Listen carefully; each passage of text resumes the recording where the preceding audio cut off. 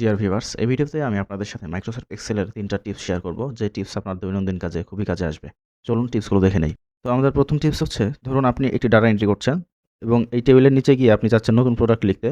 তো আপনি যদি চান আগের প্রোডাক্টগুলোর মধ্যে থেকে যেকোনো একটা লিখবেন, তখন আপনি জাস্ট কিবোর্ড থেকে অল্টার এবং ডাউন অ্যারো ক্লিক করবেন। তাহলে আপনার উপরের প্রোডাক্টের একটা ইউনিক লিস্ট ড্রপ ডাউন হিসেবে নিচে শো করবে। তো আমি এখান থেকে কিবোর্ড সিলেক্ট করে দিলাম এবং আমি যদি পাশের সেলে চলে যাই, আবারও কিবোর্ড থেকে অল্টার এবং ডাউন অ্যারো ক্লিক করি, তাহলে আমার উপরের যে কান্ট্রিগুলো রয়েছে সেগুলোর ইউনিক লিস্ট হিসেবে একটি ড্রপ ডাউন শো করছে। তো আমাদের দ্বিতীয় ট্রিক্সটা হচ্ছে, আমাদের এখানে যে টেবিলটা রয়েছে সম্পূর্ণ টেবিলটাকে আমরা রিমুভ করে দিব। তো এটা আপনি কিবোর্ড শর্টকাটে খুব সহজে এবং দ্রুত করতে পারবেন।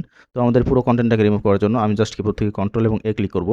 তারপর আমি কিবোর্ড থেকে অল্ট এইচ ই এ ক্লিক করব, তাহলে আমাদের পুরো টেবিলটা কিন্তু রিমুভ হয়ে যাবে। আমাদের সর্বশেষ যে ট্রিক্সটা সেটা হচ্ছে, আমরা এখান থেকে আমাদের টেবিলের ফিল্টার বাটন নিয়ে আসবো কিবোর্ড শর্টকাট ইউজ করে। কিন্তু আপনি জাস্ট এই টেবিলের যেকোনো একটা সেলে সিলেক্ট থাকা অবস্থায় আপনি যদি কিবোর্ড থেকে কন্ট্রোল শিফট এবং এল ক্লিক করেন, তাহলে কিন্তু আপনি ফিল্টার বাটন নিয়ে আসতে পারবেন। তো আবারও কন্ট্রোল শিফট এল ক্লিক করলে কিন্তু ফিল্টার বাটন চলে যাবে। তো ভিডিওটা ভালো লাগলে একটি লাইক দিন এবং দৈনন্দিন এমন টিপস অ্যান্ড ট্রিক্স পেতে চ্যানেলটা সাবস্ক্রাইব